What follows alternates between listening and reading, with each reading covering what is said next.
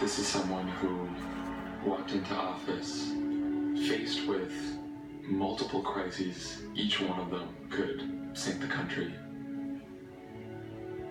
But he was always calmer than the rest of us.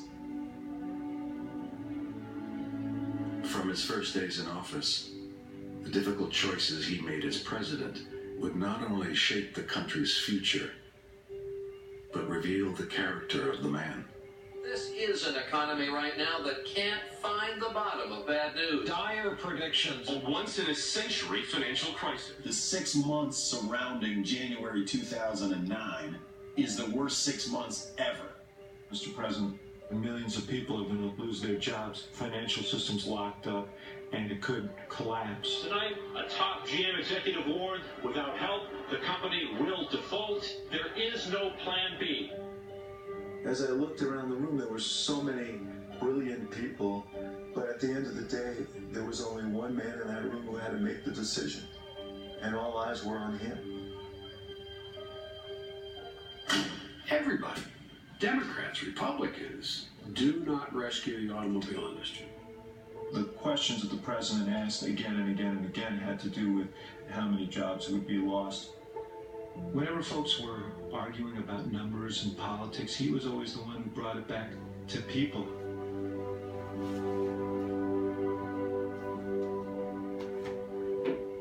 Every night, he's up until 2 o'clock in the morning with his big stack of briefing books. That's what he's doing after the girls go to bed.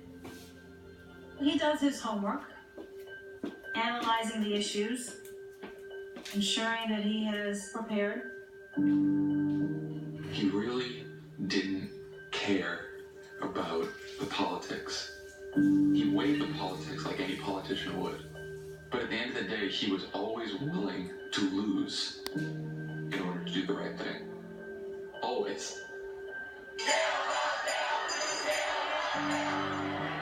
A lot of people argue the politics were too costly.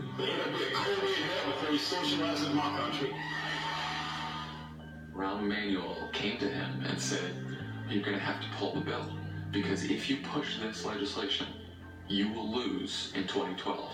He knew there would be somewhere between 10 and 30 million people who would not get health insurance. Millions of people were being discriminated against by insurance companies. When you have people who are more worried about the politics of it than what's right and what's wrong, I want you to think about the millions of people all across this country who are looking for some help. He's thinking to himself, if I decide not to push forward, what do I say to all those people who came up to me with tears in their eyes telling me that they need this to save themselves? And if that means that I'm a one-term president, then I'm a one-term president.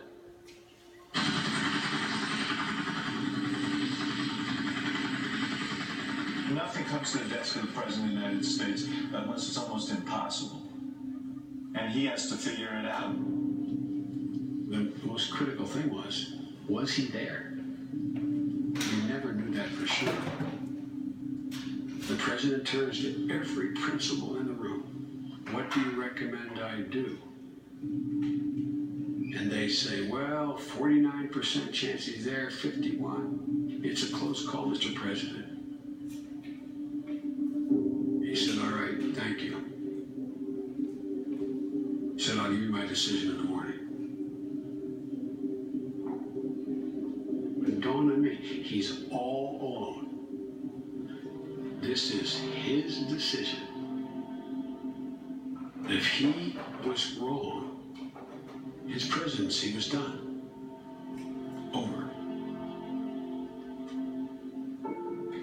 There were times when he could not find a way. At least 14 dead, 50 injured after a lone gunman opens fire in a theater There had been a shooting at a school in Newtown. This is the Sandy Hook Elementary School. There are reports of a shooting at a nightclub in Orlando where there were... I walk into the Oval. His head is down, and he hands me the speech, and he doesn't look up at me. He was too emotional. He wanted to ban assault weapons, he wanted to limit magazine sizes, and he wanted to impose a universal background check. Well, all three of those concepts are going to be on the floor of the United States Senate for a vote, and they're all going to lose. Congress literally does nothing. That's the closest I came to feeling disgusted.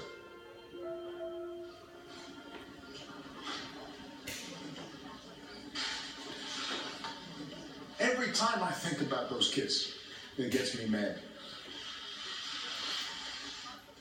And by the way, it happens on the streets of Chicago every day. There's a part of them that thinks I am in the most powerful office in the most powerful country on the planet, and I can't do anything to erase what just happened. We gather here in memory of 20 beautiful children and 6 remarkable adults. There were mothers and fathers, there were husbands and wives, sisters and brothers, sons and daughters, friends. He thinks of it in terms of if we're his son, his daughter, his wife.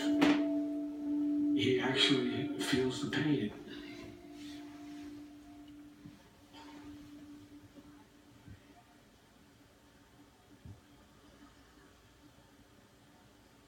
Amazing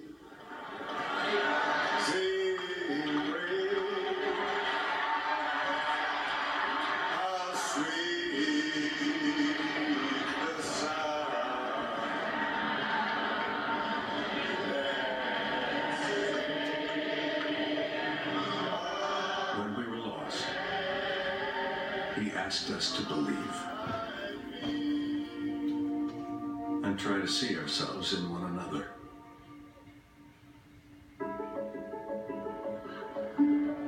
And through crisis and challenge, he kept fighting to move us forward.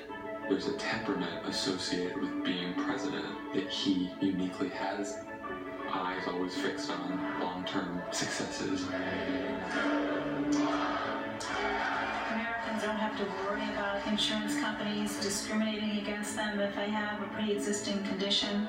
Thanks to President Obama, General Motors is once again #1 in sales worldwide. President Obama signs an executive order aimed at eliminating the pay gap between men and women in the federal government.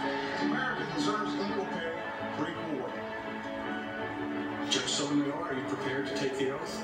I am. Please raise your right hand. We'll offer you the chance to come out of the shadows so you can finally have the dignity of knowing you belong. Mr. Obama is the first sitting U.S. president to visit Cuba in nearly 90 years. Osama bin Laden has been brought to justice. The United States has conducted an operation that killed Osama bin Laden. He's ignited the most robust international agreement on climate change. The Paris Agreement represents the best chance to save the one planet that we've got. Obama announced a historic breakthrough with Iran today. A comprehensive long-term deal that will prevent it from obtaining a nuclear weapon. He has this deep conviction that at big moments when we need to, we can still come together as a country, and that out of a long political darkness, a brighter day will come. From the Supreme Court, we have read from the bench, there is a right to marriage equality. I repeat, there is a right to marriage equality.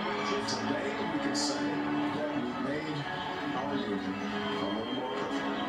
That love is love. The Dow closed today 10,000 points higher. That's the longest stretch of private sector job growth in our history.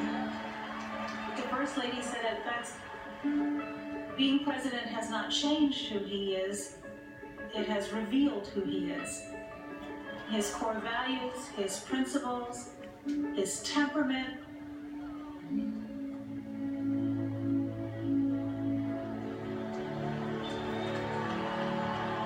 I'll just stay at it.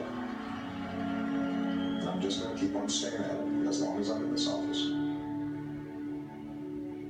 And America will succeed. I am absolutely confident about that. In moments of turmoil and doubt and crisis, when there are no good answers, when nothing is black and white and everything is gray, he is that calm presence, that poise and dignity and grace under pressure. That is who he is.